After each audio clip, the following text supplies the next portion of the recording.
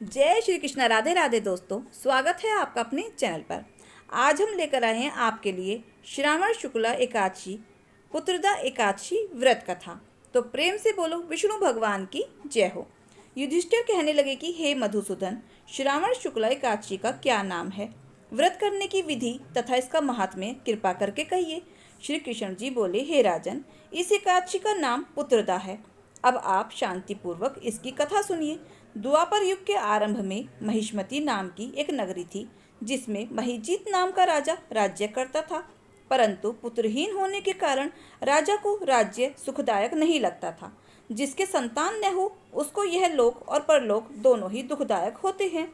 पुत्र सुख की प्राप्ति के लिए राजा ने अनेक उपाय किए, परंतु राजा को पुत्र की प्राप्ति नहीं हुई। वृद्धावस्था आती हुई देखकर राजा अपनी प्रजा के प्रतिनिधियों को बुलाकर कहने लगा कि हे प्रजाजनों, मैंने इस जन्म में तो कोई पाप किया नहीं। मेरे खजाने में अन्याय से मार्जन किया हुआ धन नहीं है। न मैंने कभी देवताओं या तथा ब्राह्मणों का धन छीना है। किसी दूसरे की धरोहर भी नहीं ली है। प्रजा को पुत्र के समान पालता रहा। मैं अपराधियों को पुत्र और बांधवों की तरह दंड देता रहा। कभी किसी से घृणा नहीं की, सबको समान माना है। सज्जनों की सदा पूजा करता रहा हूँ। इस प्रकार धर्मयुक्त राज्य करते हुए भी मेरे पुत्र नहीं हैं, सो मैं अत्यंत दुख पा रहा हूँ। इसका क्या कारण है? राजा महिजीत की इस बात को विचारने के लिए मंत्रीगण तथा प्रजा के प्रतिनिधि वन को गए और बड़े बड़े ऋषि और मुनियों के दर्शन करते हुए राजा के हित की उत्तम कामना की पूर्ति के लिए किसी श्रेष्ठ तपस्वी मुनि को देखते फिरते रहे।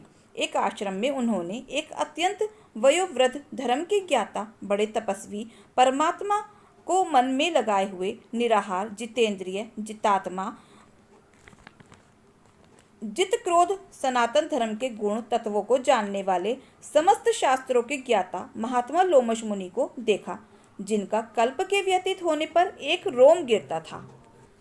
सबने जाकर ऋषि को प्रणाम किया और उनके सामने बैठ गए। उन लोगों को देखकर मुनि ने पूछा कि आप लोग किस कारण से आए हैं? निस्संदेह मैं आप लोगों का हित करूंगा। मेरा जन्म केवल दूसरों के उपकार के लिए ही है, अतः संकोच मत करो।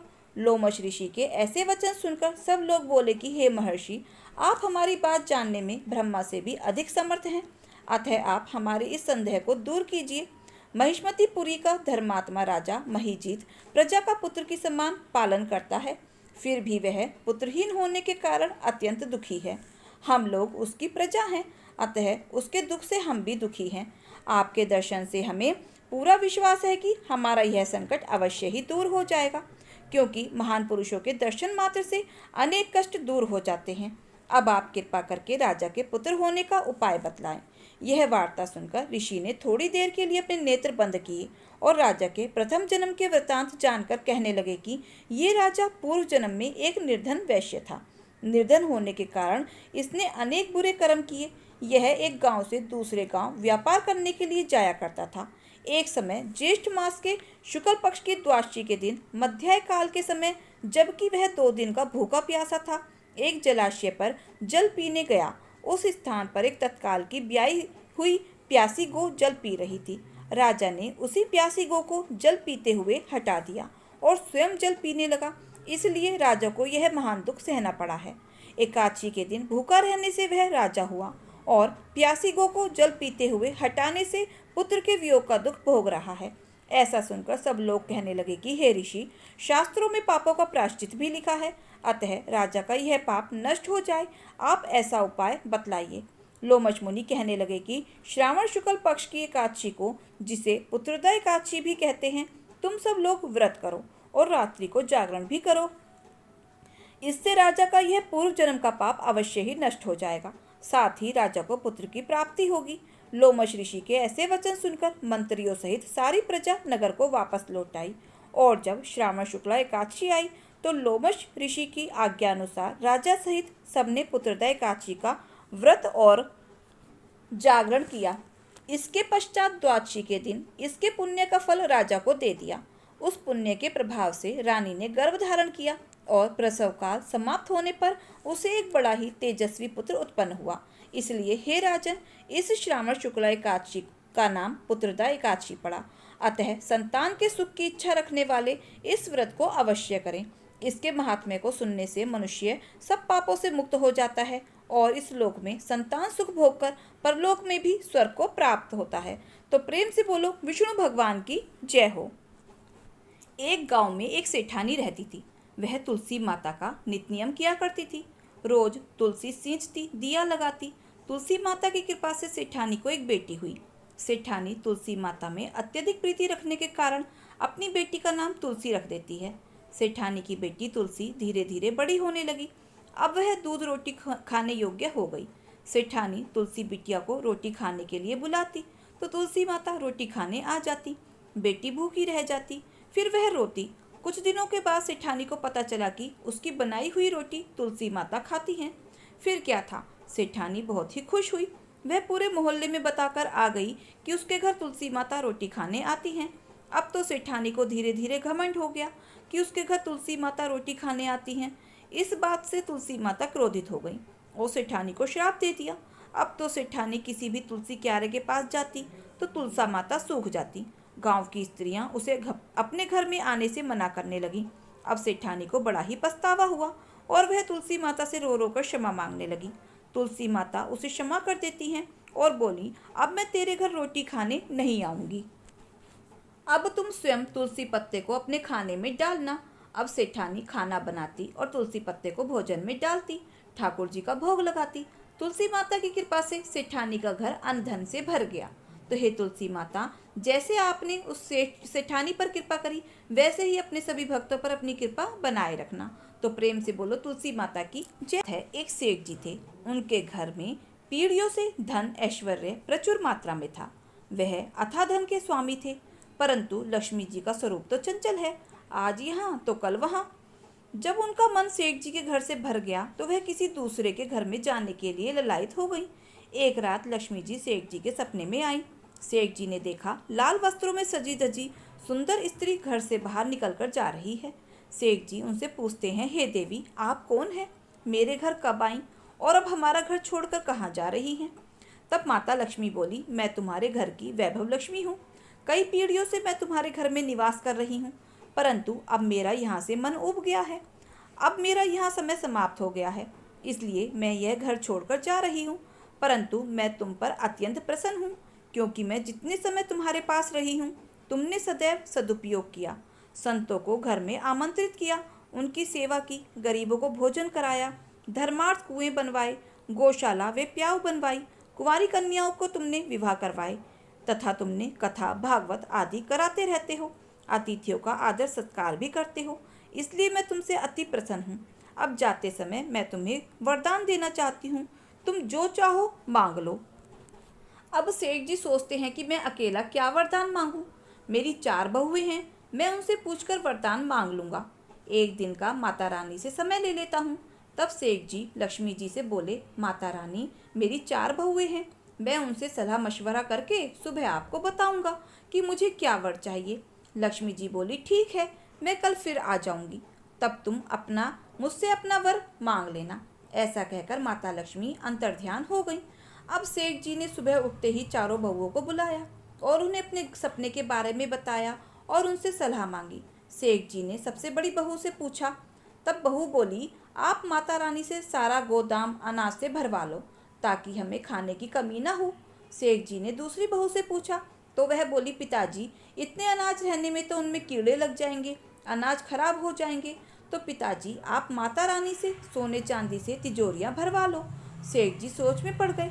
फिर तीसरी बहू से पूछा तो वह बोली, पिताजी, आप तो हम चारों के लिए धन से भरे 4 भवन धन से भरे मांग लो, आने वाली पीढ़ियों में कमी नहीं रहेगी। सेठ जी सोच में पड़ गए। तब उन्होंने छोटी बहू से पूछा। वह थोड़े मध्यम परिवार से थी, पर वह धार्मिक प्रवृत्ति की भी थी। वह बोली, पिताजी, लक्ष्मी माता को अगर जाना है तो जाएंगी ही, फिर धन संपत्ति कुछ भी नहीं टिकेगी, और अगर टिक भी गई तो हमारी आने वाली पीढ़ियां धन देखकर आलसी और अहंकारी हो जाएंगी।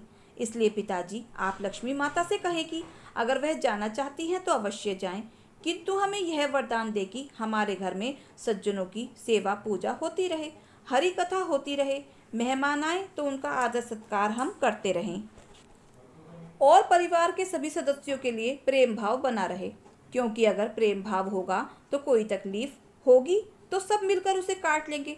सेठ जी को छोटी बहू की बात समझ में आ गई। वह खुशी खुशी रात होने का इंतजार करने लगे। रात हो गई। माता रानी फिर से सेठ जी के सपने में आई और सेठ जी से पूछा, तुमने अपनी बहुओं से सलाह मशवरा कर लिया? बोलो क्या चाहिए? सेठ जी बोले, हे मातेश्वरी, यदि आपको जाना है तो प्रसन्न होकर जाइए, परंतु मुझे यह वरदान दीजिए कि मेरे घर में सदैव हरि कीर्तन होता रहे, संतों की सेवा होती रहे, अतिथियों का आदर सत्कार होता रहे, परिवार के सदस्यों में परस्पर प्रेम बना रहे। यह सुनकर माता चौंक गई और कहती हैं, यह तुमने क्या मांग लिया? जिस घर में हरि कथा होगी और संतों की सेवा होती रहेगी, वहाँ तो साक्षात नारायण निवास करते हैं, और जहाँ नारायण का वास होता है वहाँ तो मेरा निवास होता ही है। यह वरदान मांगकर तुमने मुझे हमेशा के लिए तुम्हारे घर में रहने के लिए विवश कर दिया। ऐसा कहकर लक्ष्मी जी सेठ जी के घर में फिर से विराजमान हो गई। हे लक्ष्मी माता, जैसे आपने सेठ पर कृपा करी वैसे ही अपने सभी भक्तों पर अपनी कृपा बनाए रखना। तो प्रेम से बोलो, लक्ष्मी माता की जय हो। सावन का महीना था। भगवान भोलेनाथ और माता पार्वती कैलाश पर्वत पर बैठकर सबको धरती पर देख रहे थे। कोई शिवलिंग पर जल चढ़ा रहा था तो कोई दूध चढ़ा रहा था और कोई बहुत दूर से गंगा जल लाकर चढ़ा रहा था। उन सबका ऐसा करते देखकर माता पार्वती ने भगवान भोलेनाथ से कहा, ये सब जो कुछ आपको अर्पित कर रहे हैं, इनसे इन्हें क्या फल मिलेगा? इस पर भगवान भोलेनाथ ने कहा, जो लोग मुझे सावन मास में जल अर्पित करते हैं उन्हें स्वर्ग की प्राप्ति होती है। इस पर माता पार्वती ने हैरानी से कहा, क्या भगवान ऐसा होता है? तो इसका मतलब ये लाखों करोड़ों लोग जो आपको सावन में जल अर्पित कर रहे हैं, क्या वो सभी स्वर्ग को प्राप्त करेंगे? भगवान भोलेनाथ ने कहा, पार्वती, तन से स्नान कराने से ज्यादा महत्व मन से स्नान कराने वाले का है। इस पर माता पार्वती ने कहा, प्रभु, ये कैसे पता चलेगा कि कौन मन से स्नान करा रहा है? तब भगवान भोलेनाथ ने कहा, पार्वती, ये पता चल जाता है कि कौन मन से स्नान करा रहा है। आइए, ये बताने के लिए मैं आपको पृथ्वी पर लेकर चलता हूँ। तब भगवान भोलेनाथ ने खुद को एक कुरूप कुष्ठ रोगी बना लिया और माता पार्वती को एक सुंदर साधारण स्त्री का रूप दे दिया। वो दोनों एक शिव मंदिर के बाहर जाकर बैठ गए और वहां से हर गुजरने वाले को माता पार्वती कहती कि मेरे पति एक कुष्ठ रोगी हैं, मैं इन्हें पीठ पर उठाकर यहाँ लाई हूँ। सुना है इस शिव मंदिर की बहुत मान्यता है। मेरे पति कोढ़ी हैं, अगर इनके द्वारा मैं एक लोटा गंगा जल इस मंदिर की शिवलिंग पर चढ़ा दूं तो ये ठीक हो जाएंगे। हमारी मदद करो। हमने 2 दिनों से कुछ भी नहीं खाया है। मैं बहुत थक गई हूँ। जो भी कोढ़ी को देखता है उससे घिन करता है और यहाँ से चला जाता है। या फिर सुंदर स्त्री को देखकर कहता, तुम इतनी सुंदर हो, इस कोढ़ी के साथ क्यों रहती हो? चलो हमारे साथ चलो। देखते देखते शाम हो गई और कोई भी उनकी मदद नहीं करने को आया। तभी वहाँ पर एक गरीब मजदूर आया और माता पार्वती को देखकर बोला, बताइए आपको क्या काम है? आप यहाँ इस तरह क्यों बैठे हैं? माता पार्वती ने उस लड़के को सारी बात बताई। इस पर उस लड़के ने कहा, ये लो, मेरी माँ ने मुझे 4 रोटियाँ खाने को दी थी। पहले आप इसे खाकर अपनी भूख शांत करो, क्योंकि कलयुग में आप एक ऐसी स्त्री हो जो अपने पति की इस तरह सेवा कर रही हो। मैं आपको प्रणाम करता हूँ। मैं आपके पति को अपने कंधे पर ले जाकर भोलेनाथ के दर्शन कराऊंगा और इनके द्वारा भोलेनाथ को जल अर्पित कराऊंगा। तब उस लड़के ने कुष्ठ रोगी के रूप में आए भगवान भोलेनाथ को अपने कंधे पर उठाया और भगवान शिव के दर्शन कराए और शिवलिंग पर जल अर्पित करवाया। ऐसा होने के बाद भगवान शिव ने माता पार्वती से कहा, देखिए, ये है जिसने मुझे तन से नहीं मन से स्नान कराया है। उन करोड़ों लोगों में से ये है जो स्वर्ग को प्राप्त करेगा। तभी तो कहते हैं, जो मन को मैला करे और तन को धोए, वो फूल झाड़े और कांटे बोए। तो ये थी आज की सावन माह। प्रेम से बोलो गणेश भगवान की जय हो। एक समय की बात है, गांव में एक बुढ़िया माई अपने परिवार के साथ रहती थी। बुढ़िया माई विष्णु भगवान की परम भक्त थी। वह हमेशा दोनों पक्षों की एकादशियों का व्रत करती और कथा सुनती थी। उसने कभी भी व्रत में गणेश भगवान की कथा न कही न सुनी। इस कारण उसका व्रत अधूरा रह गया। पर बुढ़िया माई को इस बात का पता नहीं था। उसको लगता था कि वह व्रत तो पूरा कर रही है और उनके व्रत के पुण्य से उनको बैकुंठ लोक की प्राप्ति जरूर होगी। देखते ही देखते बुढ़िया माई की मृत्यु हो गई। उन्हें लेने यमलोक से दूत आए और वह देखकर घबरा गई और बोली, मैंने जीवन भर विष्णु भगवान की भक्ति श्रद्धा भक्ति से की है, एकादशी के व्रत किए, एकादशी व्रत की कथा सुनी, मुझे तो लेने बैकुंठ धाम का विमान आएगा। मैं आपके साथ नहीं चलूँगी। इतना कहकर बुढ़िया माई रोने लगी और विष्णु भगवान को पुकारने लगी। विष्णु भगवान गरुड़ पर सवार होकर आए, बुढ़िया माई के पास आ गई और बोले, बुढ़िया माई, तूने तो पूरी श्रद्धा से व्रत किया, पर तुमने व्रत में कभी भी गणेश भगवान की कथा न कही न सुनी, इसी कारण तेरा व्रत अधूरा है। बुढ़िया माई विष्णु भगवान से जीवन दान मांगने लगी ताकि वह एकादशी का व्रत करके उसका पूरा पुण्य प्राप्त कर सके। इस प्रकार बुढ़िया माई को विष्णु भगवान ने 2 साल के लिए फिर से पृथ्वी पर भेज दिया। अब बुढ़िया माई जीवित होते ही गणेश भगवान का नित्य नियम करने लगी। बुढ़िया माई एकादशी व्रत तो करती, एकादशी व्रत की कथा सुनती और अंत में गणेश भगवान की कथा भी पूरी सुनने लगी। इस प्रकार 2 साल में बुढ़िया माई ने सारे 11 पूरे कर लिए। गणेश भगवान की कृपा से एकादशी का पूरा पुण्य बुढ़िया माई को प्राप्त हुआ।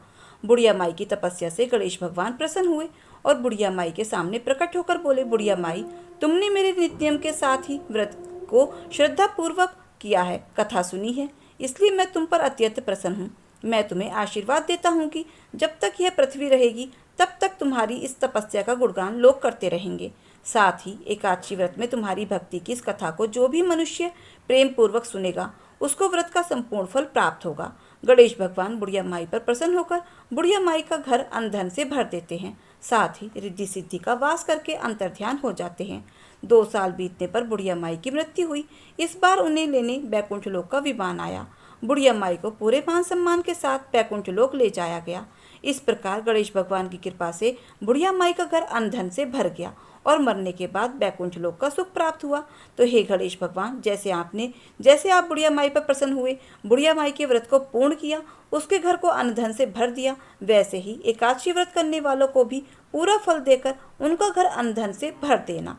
तो प्रेम से बोलो, गणेश भगवान की जय हो। दोस्तों, अगर आपको हमारी कथा कहानी अच्छी लगी हो तो प्लीज़ वीडियो को लाइक, शेयर और सब्सक्राइब अवश्य करें। अपना प्यार और सहयोग दें। मिलते हैं फिर ऐसे ही नई कथा कहानियों के साथ। धन्यवाद।